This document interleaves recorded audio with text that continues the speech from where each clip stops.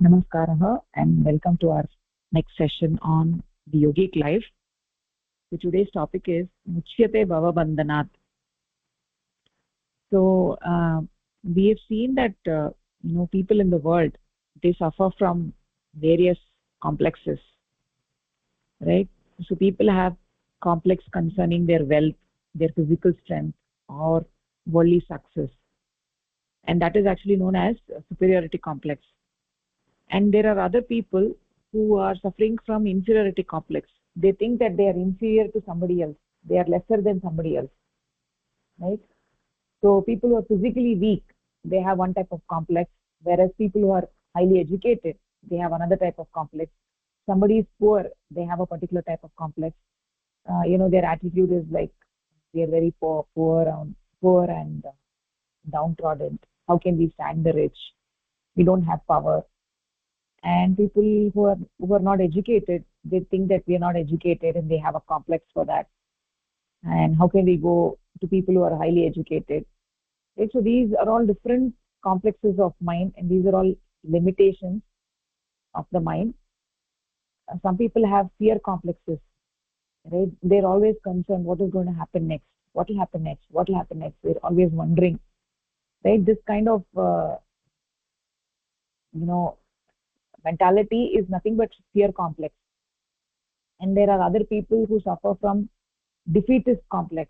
They think that they're going to definitely lose. I have no chance of success, right? So what does Shiva say in this particular context is that Shiva says that a sadhaka should maintain samatva bhava, right? A balanced mind, equanimity of mind should always be maintained, right? Mental balance is actually natural, while a mental complex, a fear complex, is unnatural, right? If somebody is very proud of his or her riches, right, they think that we are very, very rich.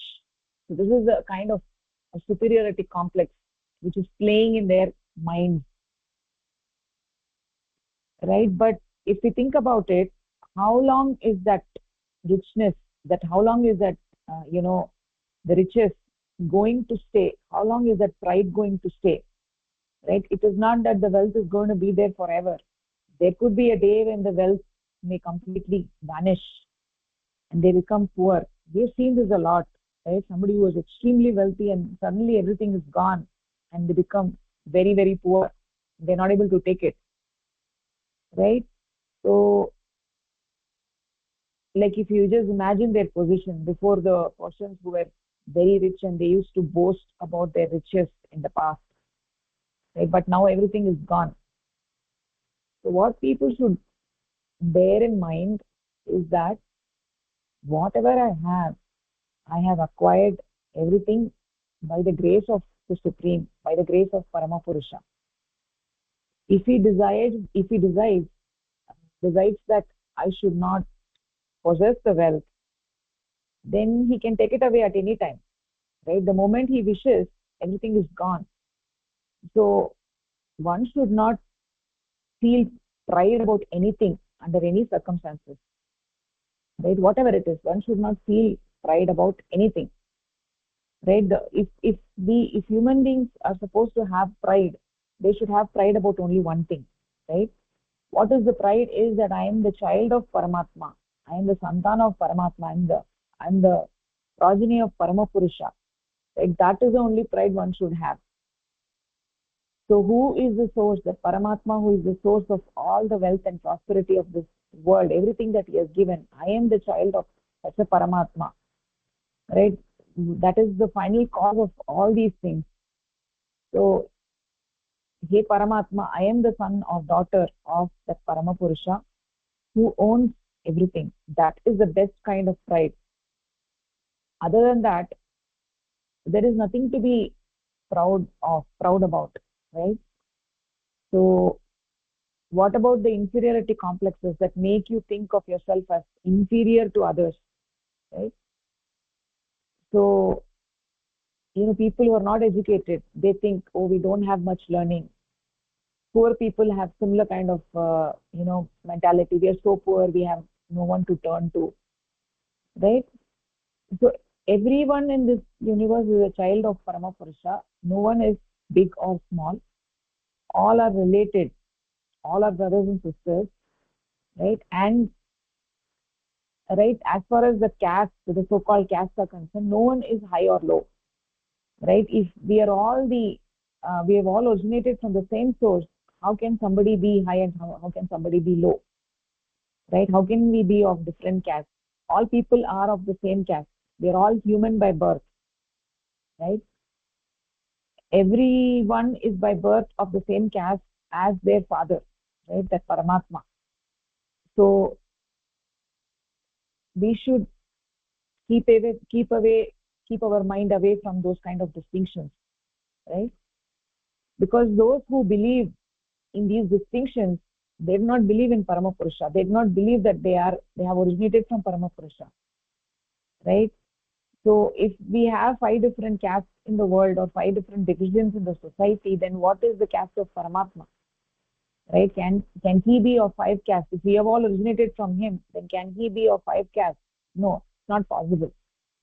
So essentially, we should not have any divisions in the mind, right? Those who genuinely believe in Paramapurusha will not have divisions in the mind. So only those people who do not believe in Paramatma, they will have these kind of divisions. चाण्डालो अपि द्विजः श्रेष्ठः हरिभक्तिपरायणः हरिभक्तिविहीनः च विप्रः अपि स्वपाच अधमः.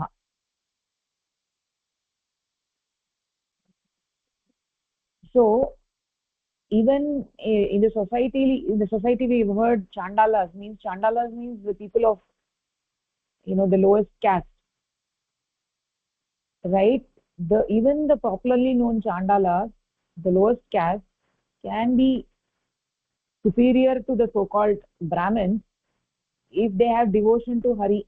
If devotion to Hari is present in them, they can also be superior to Brahmins if they are having deep love for Paramapurusha. On the other hand, if the so-called Brahmin has no devotion to Hari, then that person is indeed lower of the lowest, in spite of having born into a so-called high family, right? So essentially what this is saying is that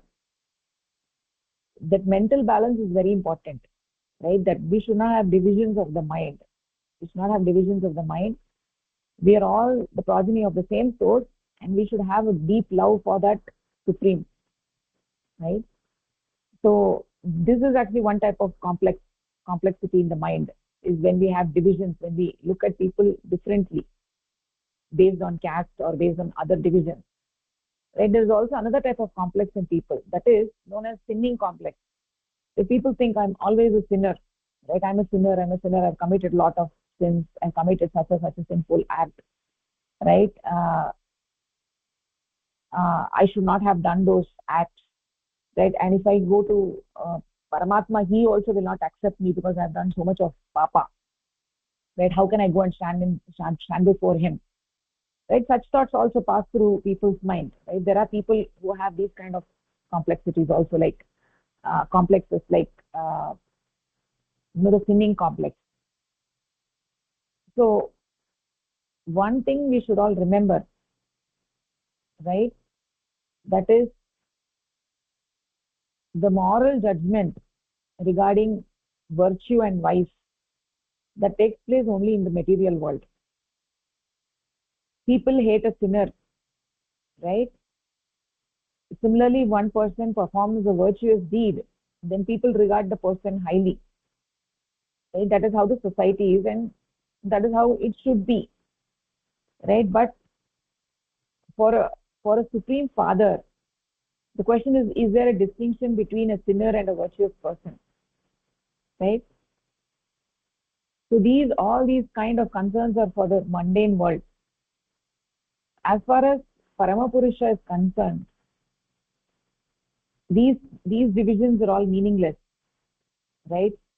So if you take an example, or if you take the case of a child who is walking on the road, and let's say the child has a gold necklace around its neck and other ornaments, right, which are decorating the body, and the child is looking very attractive, and the father of the child is holding the child on his lap, and the father is loving the child, right? So the position of a virtuous person is like this.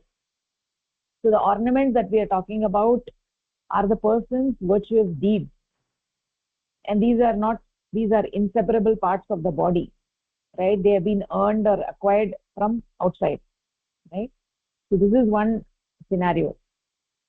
And the other scenario is, there's suppose that there is a child that is walking on the road, and suddenly the child falls into the gutter, right? And it's naturally its hands and legs are all covered with mud, right? In this scenario, will the father of that child, you know, hate the child, right? The other people in the road may not like to go and help the child because the child is, is in full in mud and dirt, right? But the father of the child, what will the father of the child do?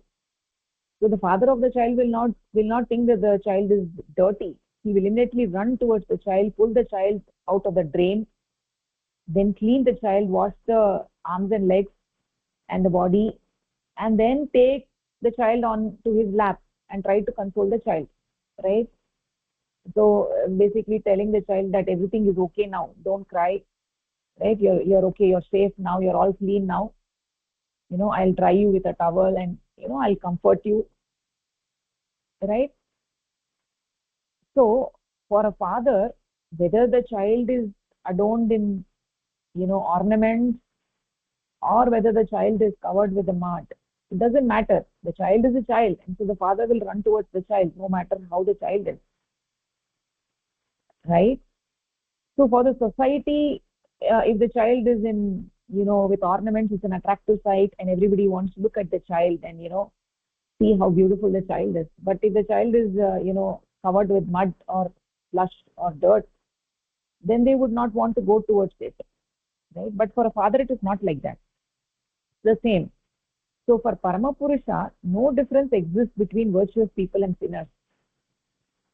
That in the society, that distinctions are there, right? The whole world holds a virtuous person in high regard, and then they shun a sinner. That is quite natural for the society. But for God, it is different, right? The thought that I'm a sinner, how can I show my face to Paramapurusha, should never be allowed to come to the mind, right? One may feel shame and shyness before outsiders, but before God, the question should never arise, right? One thing that we should remember is we've been talking about avidya, maya, and we've been talking about the astapashas and shadripus, right? And one of the pasha is shyness. Shyness is an external bondage, right? So you'll have to fight against this bondage, shyness. So for this reason, you'll always have to be vigilant that no complex, whether it is superiority complex or inferiority complex, find a place in your mind. What is desirable is that you move ahead with courage, right? Maintaining a perfect balance of mind. That's very, very important. The mind should not have any divisions. There should be a perfect balance of the mind, right? So there are people in the society who think that the spiritual path is very thorny, it is very difficult. How will I able to cross this path, right? Since my past life was not very glorious, I have committed lot of sins, right? It's not good for anybody to have such a mentality. It is very true that sadhana involves constant struggle against avidya maya, right? That avidya shakti takes people away from Paramatma, right? Avidya Maya is very powerful. Maya is Paramapurusha's Maya. Shakti sa Shivasya Shakti. Shakti is Shiva's Shakti. Right? This Avidya Maya Shakti is very powerful. So if anybody thinks, how can I fight against this powerful Maya, Avidya Shakti? Then the answer to that, such a thought, answer to such a thing is that nobody should entertain such a thought in their mind that I am a sinner, right? So if a person, let's say there is a person who is not a sinner, is a very goody person, right? Is it possible for such a person to fight against this powerful Avidya Maya, right? Even for such a person, there is struggle, right? Avidya Maya is powerful for everybody, whether the person is good or bad, right? Avidya Maya is powerful for any ordinary human being, right? So in order to fight against Avidya Maya, struggle is absolutely required, and it's very difficult to fight against this Avidya Maya. It's extremely difficult for a sinner. But is it easy for a virtuous person? No, even for a virtuous person it is not easy. Avidya Maya is very powerful for any human being, right? So we can see that virtuous people and sinners are equal from this point of view. From sadhana perspective, everybody have to undergo the struggle, right? So whether a person is virtuous or sinner, if the person is a human being and as a child of Parama Purusha, he has to engage in the struggle. The struggle may be extremely difficult for a sinner, but it is not easy for a virtuous person. Virtuous person also has to struggle, right? Therefore, no one should actually lose heart. No one should feel afraid under any circumstances, right? If the mind is fixed on Paramapurusha, then it is slowly, gradually moving towards Paramapurusha. It's going nearer and nearer and nearer. If you're going in the train and the windows are all closed, you can't see outside, right? And you cannot know that actually the train is moving. You're just seated in the train for a long time, and just because the windows are all closed and you're not seeing outside, that doesn't mean the train is not going. The train is going. Similarly, if one is engaged in sadhana, even though one is not able to see the progress, but actually the person is progressing. There are subtle changes that are happening every day. Every day the person is going nearer and nearer to that supreme, right? So if a person is going nearer and nearer to Paramapurusha, what does that mean? It means that gradually they are drawing more and more and more and more energy from Paramapurusha, right? When you are concentrating on Paramapurusha, then how can one remain weak? With the strength of that supreme, they will gradually become strong, right? They will draw more and more energy from that supreme. That is why we can see the sadhakas who are dedicated to Paramapurusha are able to accomplish a lot of things that ordinary human beings are not able to accomplish. So here we are not talking about the siddhis or anything. Here we are saying that even physically and mentally they will have more power because of the energy from Paramatma, right? Because they are dedicated their lives to serving others. They are serving the children of Paramatma, therefore, and they are dedicating their life to sadhana, then they cannot remain weak, right? It is true that avidya is extremely powerful. Avidya Maya, Avidya Shakti is extremely powerful, but we have to remember that this Avidya Maya is the Shakti of Paramapurusha, right? She does not come from a mysterious place. Avidya Maya does not come from a mysterious place. She is the Shakti of Paramapurusha. Shaktihi sa Sivasya Shaktihi. Avidya Shakti is the Shakti of Paramatma. Avidya Shakti is under the control of Paramapurusha. So, if you can give yourself in deep love to the Supreme, then Avidya Maya will be afraid of you, right? Avidya Maya will realize that you are not inferior to her, nor you are an ordinary being, right? Moreover, knowing that you are closely related to Paramapurusha, and you're in love with Paramapurusha, Avidya Maya will not go near that person, right? Because Avidya Maya is under the control of Paramatma. Paramatma is the Lord, right? There is another shloka in Gita, Apichet Sudracharo Bhajate Mam Ananya Bhak Sopi Papa Vinirmuktaha Muchyate bhavabandhanAt. So, even if the most wicked people worship me with concentrated mind, I will liberate them from the three bondages, Sharirik, Manasik, Adhyatmik. All the bondages, I will liberate them, right? So, this very clearly says that, you know, even for a person who is a wicked person, there is light at the end of the tunnel. Apichet Sudurachara. Sudurachara means, Durachari means, Durachari is a bad person. Sudurachari means he's extremely bad, the most wicked person, right? Is a person whose conduct is despicable from a social point of view, right? He's called as a Durachari. And when the person's behavior is so bad that even the Duracharis despise him, that person is a Sudurachari, right? So Sri Krishna says, even if a Sudurachari worships me with complete devotion, right, with deep love and bhakti bhava, I will liberate such a person from his bondages, right? Hence, there is no reason for anybody to be perturbed under any circumstances. One should have a positive outlook, a mental balance, and there is really nothing to be afraid of, right? For one who has reached the shelter of Paramapurusha, Jaya is actually Nischay. Jaya is, victory is certain, right? Victory is certain. One should not have any of these complexes, right?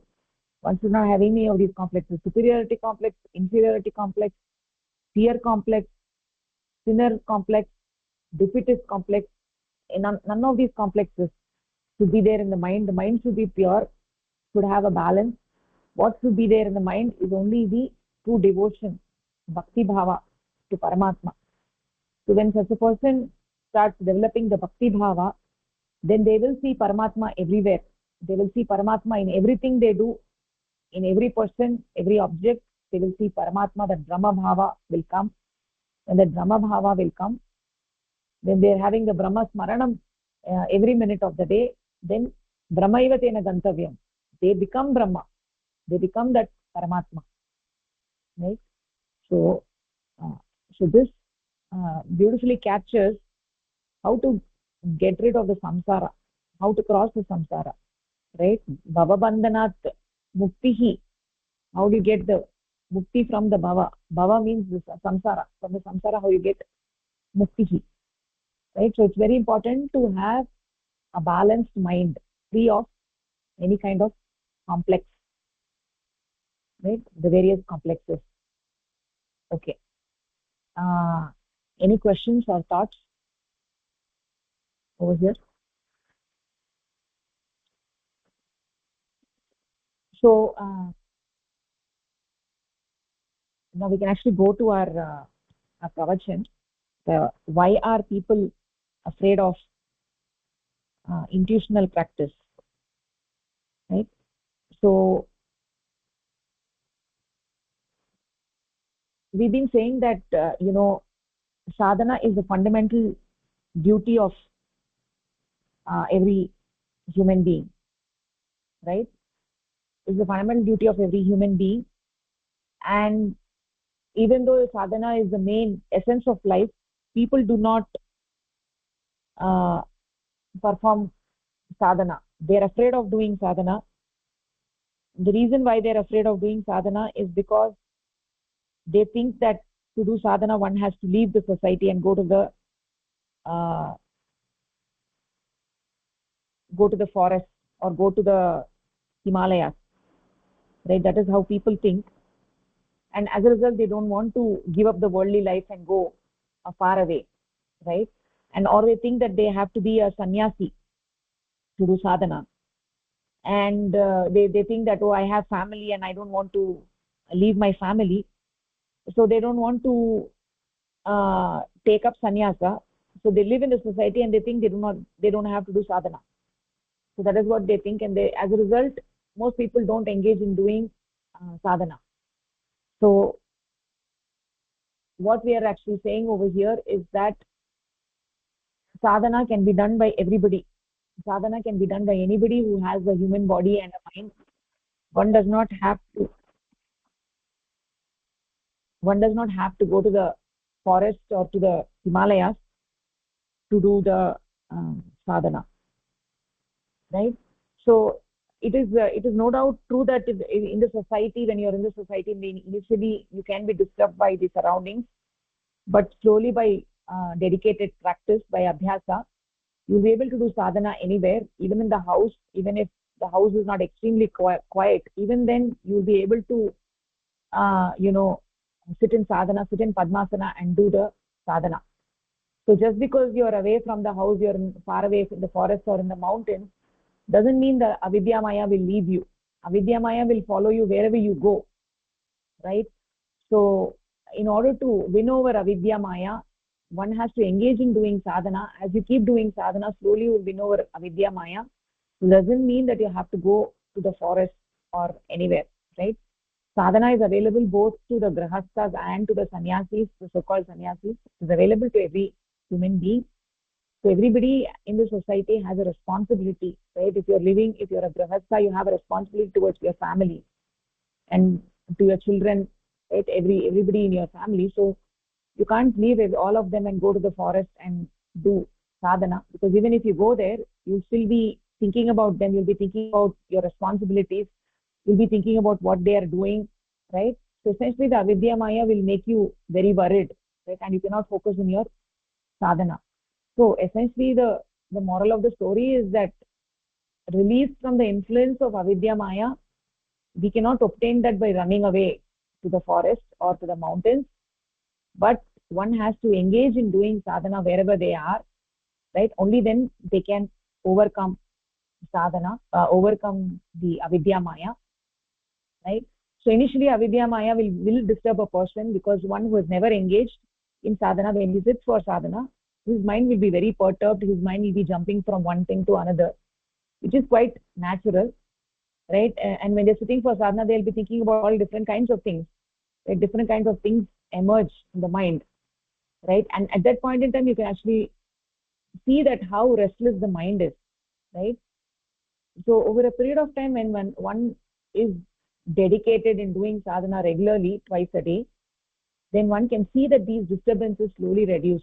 Then the mind becomes ekagra, the mind becomes concentrated, right?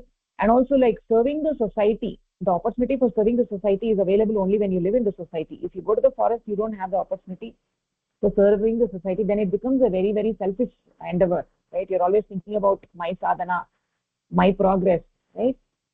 That is not going to help you progress forward. To win over avidya maya, one has to engage in selfless service, right? So that is possible when you're living in the society. And also thinking that I have to do sadhana only in such a place and I cannot do sadhana in another place, that is also not a right kind of approach, because by saying that one place is more holy compared to the other place, you're trying to divide Brahma. Brahma is essentially everywhere, right? To say that this place is holy, that place is not holy, is not correct. You're trying to divide your mind, right? Brahma is there in every place, and sadhana can be practiced everywhere, right? No place is unholy. So the thought about running away to jungle is not logical, right?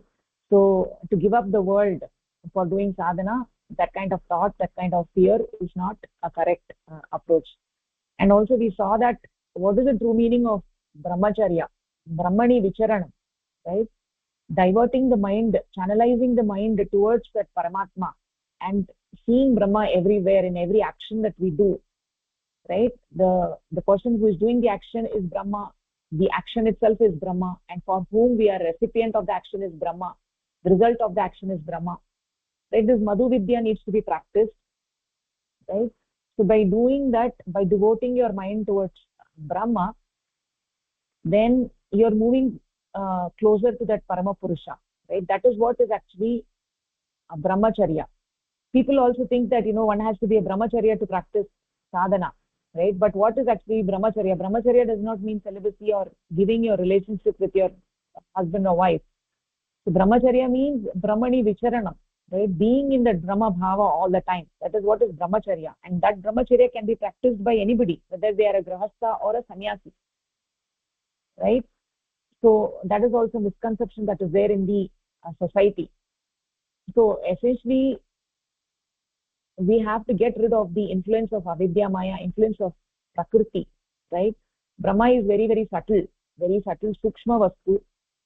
To our mind is sukshma. To divert the mind from the sthula objects towards the paramapurusha and reduce the influence of prakriti, one has to engage in the brahmacharya bhava.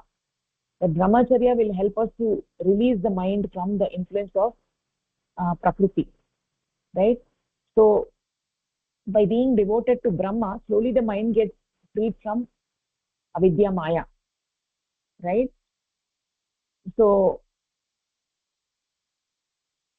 the sadhana is essential for everybody to get rid of the shadripus and ashtapashas and get rid of avidya maya. So then and when the person is engaged in sadhana and he's doing he's having the brahma bhava, that bhava is there in everything that he does, then one person really becomes a brahmachari, right, or a brahmacharini, right? So one, if a person is just, he's trying to be a so-called sannyasi, he has not married and he's not doing sadhana, right, without performing sadhana, and he's doing other things, then he's essentially is diverting the mind uh, to crude things, right? So how can that person become a brahmachari, right? Without performing sadhana, how can he be a brahmachari? Without having the brahma bhava, how can he be uh, a brahmachari? One who is having that brahma bhava, is doing sadhana, such a person can get rid of the domination of the shadripus and ashtapashas, right? With the disappearance of the avidya maya, the mind will move closer to that paramatma and will merge into that supreme, right? So sadhana is essentially waging a war against prakriti, right?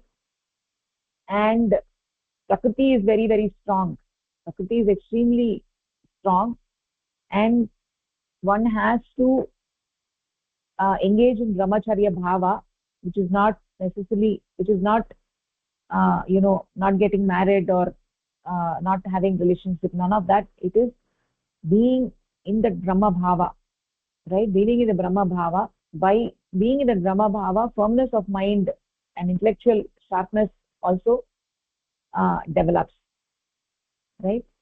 So, and also we saw that people postpone doing sadhana to old age. People think that spirituality is for old age, right? When I am 45 years old, then I'll think about spirituality. Until then, let me earn money, right? I'm very young, let me earn money, focus my life on earning money, let me settle down my children, then at 45, 50 years I will do sadhana, I will engage in spirituality. So if throughout the life you have engaged in crude things, then at 45 years, how can your mind be diverted towards spirituality? How will you have the strength to sit in sadhana and padmasana? Because if you have been following wrong lifestyle throughout your life, right? So, and your mind is now full of shadripus and ashtapashas, and at the old age, when you don't have the capacity, right, physical capacity and mental capacity, how can you engage in sadhana and progress forward? So it is a wrong approach to postpone spirituality to old age, right? So whenever your eyes open, for some people the eyes may open at a young age, for some people it may open at a much later. Depending on when your eyes, internal eyes open, one has to start engaging in spirituality. So if you have an opportunity for spirituality at a young age, you should definitely accept it and move forward. It will turn around somebody's life, because the goal of life is that parama purusha. Right? So far we have actually seen. Now we'll actually move forward uh, on the on the fourth page. Let me present my screen.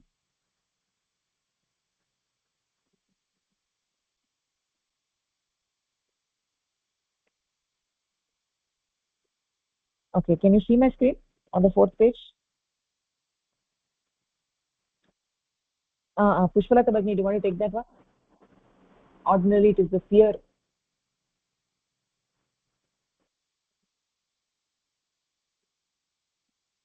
Are you there, Bhagini? Okay, Chandrasekhar Modik, kindly take it. Ordinarily, it is fear of one's approaching death that makes one think of God in old age. Once evil deeds begin to haunt one, and one starts praying and imploring God to save him or her from the consequences of one's deeds. There is no value in remembering God in old age, when it is not possible to concentrate the mind due to the weakness and disease of the body and its preoccupation with the reactions, samskaras, of the deeds of this life. The mind then is caught up in the infirmities of the body, in the diseases of old age, impending death, and most of all in memories of past incidents, and it is impossible to concentrate it. For these reasons, one is incapable of intuitional practice. There is an Indian saying that only a young bamboo can be bent, and if you attempt to bend a mature one, you will only break it. That is, anything new should be started early in life, and so should intuitional practice. So in this paragraph, it sort of gives you that warning or the misconception people have. So as the old age approaches, then they suddenly think of the approaching death and suddenly think of all the things that they have done in this life and starts thinking of God as a remedy to rescue, to be rescue, someone who can rescue the person from all the consequences of all the deeds that they had done in this life. So all the evil deeds and anything, all the omissions and commissions of this life, they comes to haunt them, and they turn to God, they turn to spirituality, and but the problem is that when you start thinking about Paramapurusha or God when you're old, the body and the mind, you know, is not very conducive to focusing in on Paramapurusha. The mind keeps going round and round about all the diseases and the ailments that the body has. And the body is not able to, may have issues with memory, may have issues with concentration, focusing. So all told, as people think of God because of the fear of approaching death or the fear of the unknown, their body, their mind doesn't, enable them to focus and think of God or Paramapurusha. And so it's drawing this analogy that a young bamboo can be bent in any shape and form, but as the bamboo matures, now if you try to bend it, it will break. And it's the same thing, that trying to get the mind to concentrate on, Paramapurusha or to do intuitional practice. The best is to start young, just like young bamboos can be bent. But the older one gets, the older one is set in their way of life. It just is harder or next to impossible to bend it, shape it. And start practicing intuitional practice. So the the point in all that is to, you know, that don't wait for the old age. Start intuitional practice as young as possible.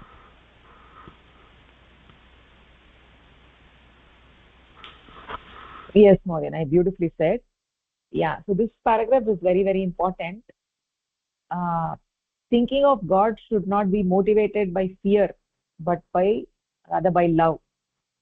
Right? In youth, people are not afraid of anything. People can get attracted to the infinite, and it's much easier. It is more natural to inculcate the attraction via love. Right? So, whereas in old age, the tendency is out of fear because they have been taught all wrong things, right? All kinds of dogmas about what's going to happen to them after death. So this is one, all the miseducation that happens, and people think that they may go to hell after death or they may go to heaven, and they're afraid of what's going to happen to them. So then they start thinking about God out of fear, right? Out of what could happen to them after they die. So on the basis of all that, all the things that they have done in their life, all the mistakes they have committed, right? They're afraid as to what is going to happen to me, right? So that is not the way to link with Paramapurusha. The link with Paramapurusha is a relationship of love, is a personal relationship, is the deepest relationship one has in their entire life, because Paramapurusha is there always within one, right? It is kind of like the relationship that you have with your father and mother. It is a household relationship, right? So Paramapurusha is living with everyone in their house, which is their body, right? So it's a very, very close relationship, and one should not postpone doing sadhana to a old age. One should not postpone spirituality to an old age, right?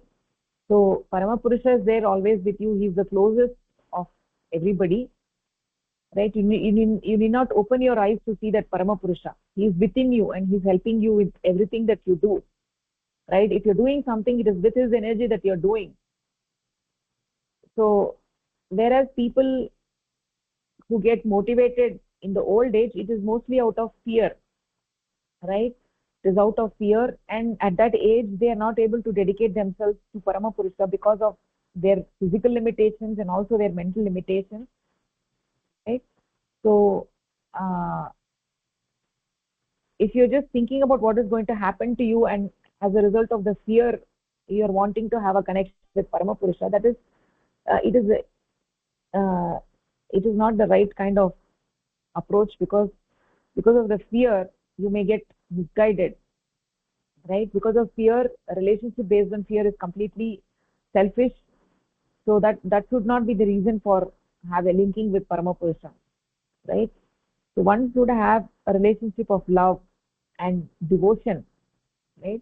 So postponing doing sadhana to an old age is not the right approach. And also in the old age one cannot concentrate, one will not be able to sit in padmasana, one will not be able to concentrate the mind due to the weakness and disease of the body.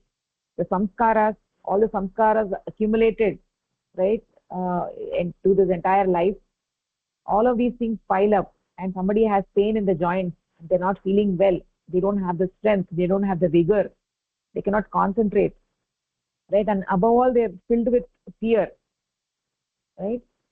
So postponing it in old age is not the right approach. As it's been said, when a bamboo is young it can easily be bent, but if you're trying to bend a mature one, then it will definitely break, right? Anything good should be started at a very early age, right? It's easier to, the mind is fresh and young to accept it, right? So that is what this paragraph is saying. uh, Shubham ji, do you want to take the next one? Ah, yes, whom you called, ma'am? Yes. Shubham ji, after that you can take Bhagini Shubham ji.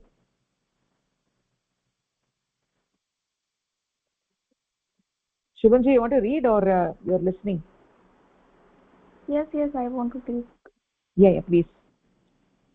There are people who avoid intuitional practice sadhana for fear of giving up all the pleasure and enjoyments of the world.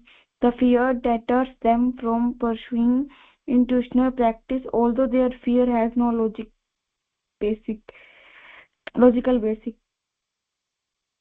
It was explained earlier that the objects of earthly enjoyment are created under the influence of the static principle of Prakriti, and one regards them as real due to the dominance of avidya maya, which also makes people enjoy these earthly objects. Intuitional practice gradually reduce the dominance of avidya maya, and then the mind is also diverted towards subtle things.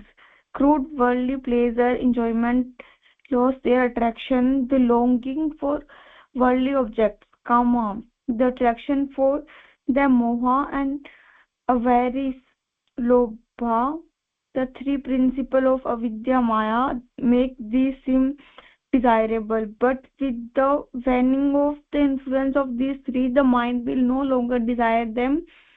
Ordinarily, the mind delights in the enjoyment of worldly pleasure and regards giving them up a torture. But when the mind no longer likes them, the question of giving them up does not arise. At that time, the mind will try to run away from them and feels relieved to be without them instead of being tormented by their absence. For is not the unavailability of something only disturbing when we desire it very much. Here in this paragraph, they are giving some reasons to like people do for escaping from sadhana. The first one is uh, they fear because they don't want to give up on pleasures and worldly enjoyments, and as it has explained that these joys are because of static principle of prakriti, and they are dominant because of avidya maya, and doing intuitional practice like sadhana, that dominance of avidya maya reduces, and the mind also diverted toward subtle things, and doing these intuitional practices gradually, the worldly pleasures and enjoyments lose their attraction, and because the worldly objects, the attraction for them is because of moh and lobh, and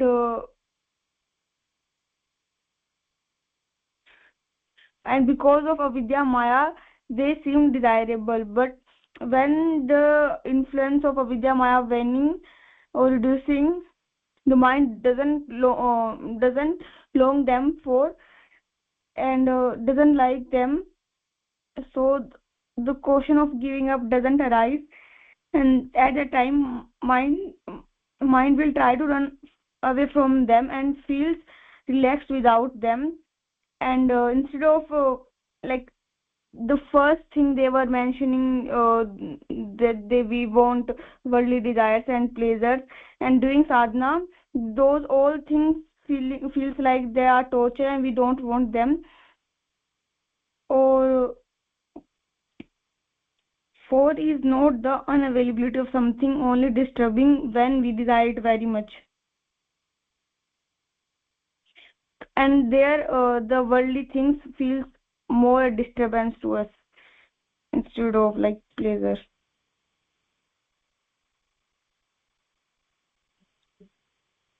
Ha. Yeah, but nicely said. Yeah. So uh, generally people don't like to do sadhana. They want to avoid sadhana because they think that they have to give up everything. They have to give up the pleasures of the world, and because of that fear, they don't even want to engage in doing sadhana, right? So the all these objects, they've been created out of panchabhuta. They've been created due to the influence of the tamoguna of prakriti, right? So how do we it is because of the avidya maya that people enjoy all the worldly things. How do we win over avidya maya? As we've been talking from the beginning, to win over avidya maya, one has to do sadhana. Only by doing sadhana we can divert the mind to the subtle, right? So we have the kama, lobha and moha, these principles of avidya maya, the shad-ripus and ashtapashas. Because of that, one seems attracted towards the worldly objects, right? And the mind delights in these worldly objects. So to give them up is a struggle, right? So uh, if you're being taken away from these objects, one feels tormented and one feels a longing for these objects. So how do we get rid of this longing for these objects? It's not possible by force, right? Even if you do by force, then eventually when you come in contact with those objects, you may be attracted to them, right? So in order to get rid of the attraction, one needs to engage in sadhana. Sadhana is the only way by which slowly the kama, moha and lobha will go away, right? So essentially the point over here is that when you get something better, right? So what seemed more attractive before loses its shine, right? That thing is no longer attractive, right? So we all have the experience of being attracted to crude things, but when the mind got something better, right, then the mind forgot about all those things, right? You have absolutely no interest. The interest ends. So that is the beauty of yogic life, right? So so for the fear of giving up all the pleasures, right, in the beginning there is a component of anushasanam, right, discipline. So before we really got the experience of bliss and ananda in sadhana, in the beginning we have to exercise some control, but that doesn't go on for a long, because uh, when it gets replaced when we get something better, right? It happens to everybody. And that any human being, when he puts himself into the yogic machine, and what comes out of the other end is something very beautiful. They get attracted to that paramatma, they get bliss. Not only that, but their mind gets elevated. When their mind gets elevated, they are not going to be interested in the worldly things, right? Because their mind is getting bliss from paramatma, their mind is deeply in love with that paramatma, right? So because of that, what happens, they lose their interest in all the worldly things, and it's a very, very natural thing. It's a very natural thing. One doesn't have to force themselves, right? They become intoxicated with that paramatma, then they lose interest in getting anything else, right? So that is the beauty of yogic life. uh, so at that point in time, not having the worldly objects doesn't bother them anymore, right? So that's what this paragraph is talking about. We'll go on to the next one. Pushpalata ji. If we do not desire an object, we will not miss it when it is not there. For instance, an alcohol addict will be tormented if he does not get alcohol. But if a non-addict does not get a drink, he will not even feel its absence. The question of his being tormented does not arise, for he never wished for it. The mind gets diverted towards subtlety through intuitional practice and no longer enjoys crude pursuits. When the presence of crude objects is difficult to tolerate, the question of missing them or being disturbed by their absence does not arise. So this paragraph essentially says that when we do not desire an object, we will not miss it when it is not there. But when we desire an object, we get tormented when we miss it. For example, if a non-alcoholic, if an alcoholic, drug addict alcoholic person is missing alcohol, he will feel its absence and he will be tormented by the absence. Whereas when a non-addict goes to a shop also, or goes to an alcohol shop also, he will not feel attracted towards it, and the absence will not is in no way going to affect him. So it is better to do sadhana and to pursue only the subtle objects, wherein the crude objects will not, well, wherein it will not be difficult for us to pursue the crude objects, which is going to give us the avidya maya, which is, and this will help us to come to face the struggle against avidya maya. So sadhana is the only solution for this.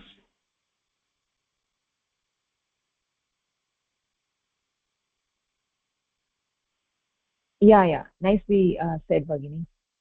So uh, so what happens in sadhana is that you lose your interest in the worldly objects slowly, so therefore you won't miss them, right? Only when you have a desire for an object and you don't get it, then you miss them. By doing sadhana, what happens, slowly the desire for these worldly objects diminish, right? Slowly they keep diminishing. As they diminish, then you don't yearn for these objects because you got something better. When you get something better, then you lose interest in the other thing, right? So we have to focus on getting something better thing, right? And not only for ourselves, but also we have to show the other people the path so that they can progress as well, right? The alcohol is a very easy example, right? So when you don't have a desire, then you're not going to miss it. If a person is not an alcoholic, and then he is not going to think about alcohol at all. But a person who's an alcoholic, then he's going to be thinking about alcohol all the time, and if you don't give him alcohol, then he's going to miss it a lot, right? So if you have the desire and you don't get it, then you're going to miss it. But if you replace the desire with something else, and that whatever the older desire that you had is no longer a desire because you have now developed a desire for something else, right? Then you don't miss it anymore, right? So that is what we are trying to do in spirituality, is that we are developing a desire for something else because we got something else now, right? Our desire for Paramatma is so deep that you lose interest in other things. You lose interest in eating wrong food. You lose interest in eating oily food. You lose interest in all those things that you enjoyed in the past, right? So that is a change that happens. All your likings and dislikings change by engaging in sadhana, right? One has to get deeply involved in Paramapurusha, then everything becomes blissful, and the crude things lose their shine, right? They lose their shine. So that is what it is. Okay, we'll take the next paragraph, Chandrasekhar Mohdaya. Some, some consider it necessary to tear themselves away by force from the enjoyment of worldly things in order to pursue intuitional practice, and the fear of their desires torments them. It will, however, never be possible to control one's mind by withdrawing it from objects of enjoyment by force. This will only make the body suffer and become sick.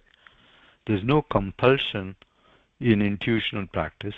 The system of intuitional practice, as taught by a great preceptor, is so powerful that it imperceptibly diverts the mind from crude attractions towards subtlety, and the desire for earthly enjoyments disappears, taking with it the pain of not getting them. Not to pursue intuitional practice for fear of having to stay away from earthly pleasures and enjoyments is irrational. Those who consider it necessary are mistaken. So in this paragraph, it again clarifies some fundamental mistake that causes why people don't go for intuitional practice. Um, there it says that people believe that they have to tear away from something that they enjoy the worldly things, the crude things that they enjoy. They have to tear away from it to pursue the intuitional practice, and they are afraid that they would miss those pleasures and won't be able to give them up. Um, but the reality is you don't have to try to tear away from the crude pleasures or objects. Once you start doing intuitional practice, as the previous paragraphs implied, you would start losing interest in the worldly pleasures or the crude objects because you have found something better through intuitional practice, something much more enjoyable. And then naturally the desire for crude worldly objects, goes away, and you won't miss them. So you don't have to tear away from them.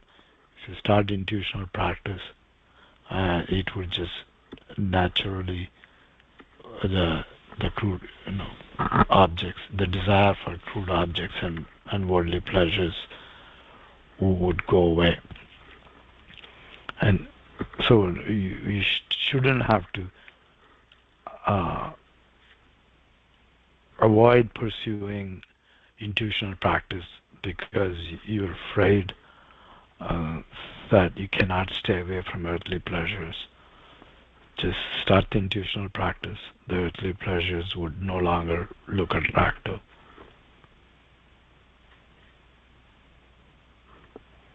And you won't miss them. Yeah. Nicely said, Maudya. That is the idea over here. So anybody who engages in yogic life, right, who sincerely engages in sadhana and yogic life, then their entire existence changes, right?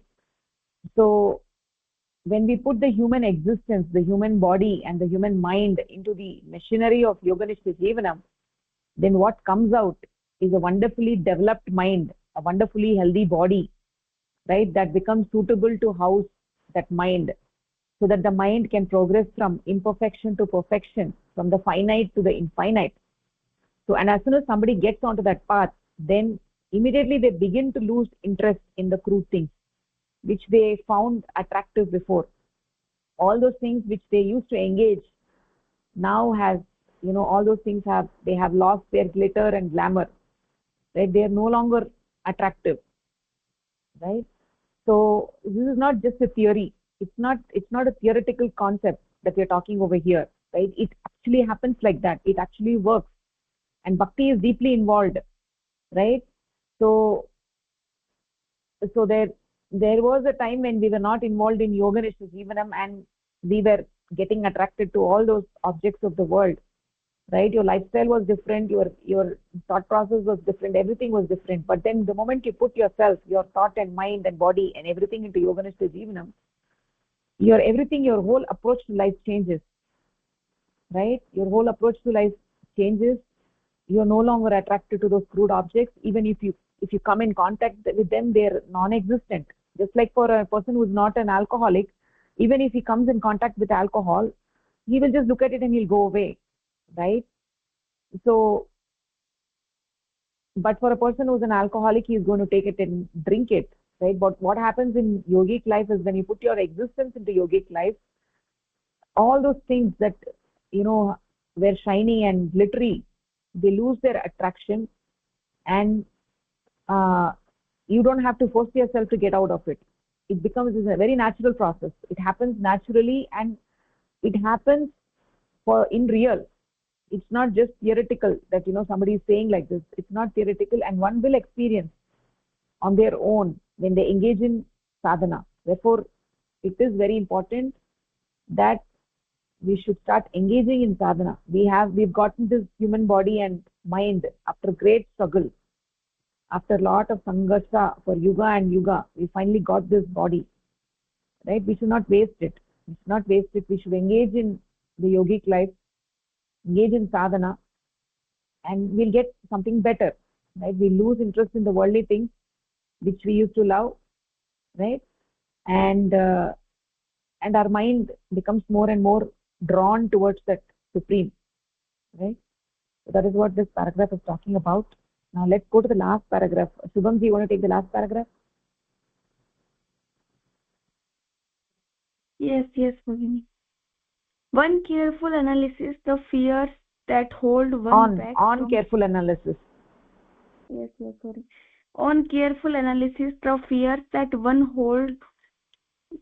hold one back from practicing sadhana appear to be without any foundation. To avoid intuitional practice sadhana, which is the fundamental duty of everyone, out of baseless fear, only shows one's ignorance. It is therefore argued that no one avoids sadhana out of unfounded fears, but rather through sadhana realize themselves and know themselves at infinite supreme entity. From the document we have learned that there are no any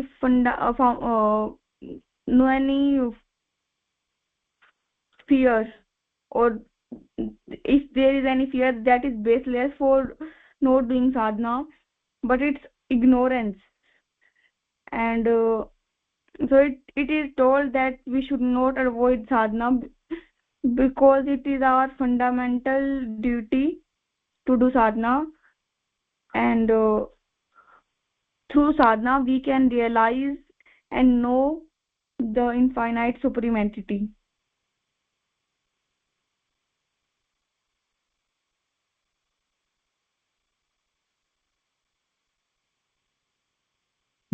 Yes, Bhagini, nicely said. So that's the idea over here. This is the concluding paragraph of this uh, pravachan. So a lot of people feel that I'm an ordinary person, oh, it's possible for you, it's not possible for me. I'm an ordinary person, I cannot do sadhana, I cannot engage in spirituality. I will just do prayer, I'll just go from one holy place to another. This is what is sufficient for me, right? But the matter of the fact is, unless you engage in taking the bhava of that infinite to a specific method, it's not possible to elevate your mind. It's not possible to have the agragatihi, right? Just running from pillar to post, right, is not going to help you. Is not going to elevate your mind. Your mind is still bound by the avidya maya. By just going from place to place, your mind will not be freed from avidya maya, right? One needs to engage in sadhana. One should not postpone doing sadhana to future time, right? One should dedicatedly regularly do sadhana every day. Sit in an isolated place, sit in padmasana and take the bhava of the supreme, right? And and one should not think that I have to get a holy place to sit and do sadhana. Every place is holy, right? We've been talking about that from the beginning. Every place is holy. We can sit in any place and do sadhana, engage in yogic life, right? The physical plane, we have to engage in the yogic life. The food, sattvic ahara, upavasa, all of those are very important. Asanas, they're important. And on the mental plane, right, we have to free the mind from all the complexes and the dogmas, right? So uh, when the mind gets freed, then the mind will be a proper tool for engaging in sadhana. So the path of yoganishta jivanam is a path from limitedness to limitlessness, right? So for the at the spiritual plane, we are doing sadhana to take ourselves from limitedness to limitlessness. I am Brahma, Aham Brahmasmi. That bhava, you cannot get it just by saying or reading a book, right? So in order to elevate the mind and finally merge the mind into that supreme, get one has to do sadhana, right? To get the mukti, right? To get the mukti from the physical, mental, and the spiritual, in all arenas. To get the mukti, one has to engage in sadhana, and one should not postpone doing sadhana. It is not just a theoretical, it is practical, right? And you can experience it only when you engage in doing sadhana. It doesn't matter where you are born, which country you are, where you live, right? Anywhere, the whole jagat is available. We can sit anywhere in the Srishti and do sadhana and think about that infinite, right? So this is the path of sadhana. This is the path of bliss, and the path of sadhana cannot be learned by reading any book, right? Reading any books is not going to give purity of the mind.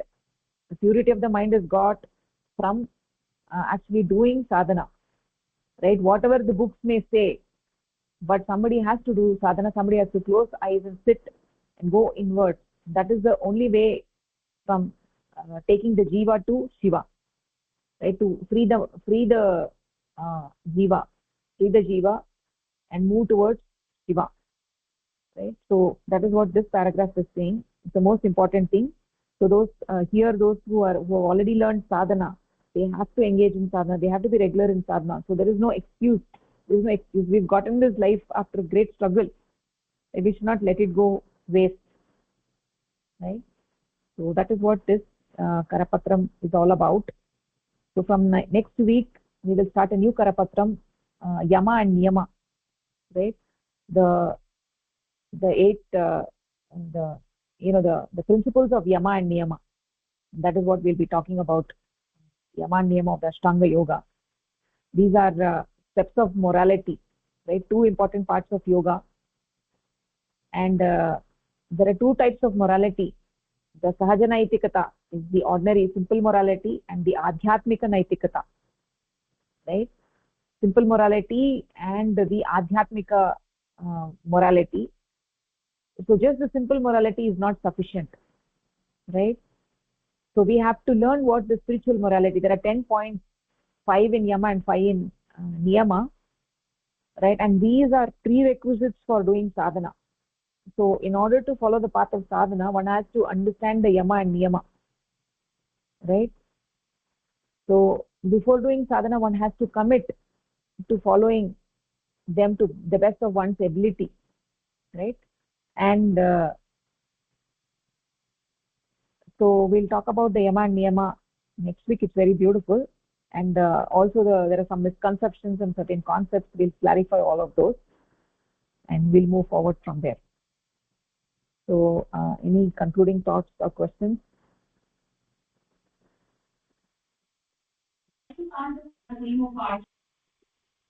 Sorry, Bhagini, you said something?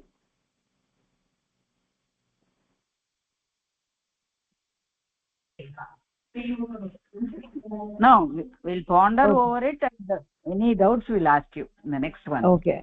Then we'll end the session. Dhanyavadaha, namaskaraha. Dhanyavadaha, namaskaraha. धन्यवादः नमस्कारः Namaskaraha.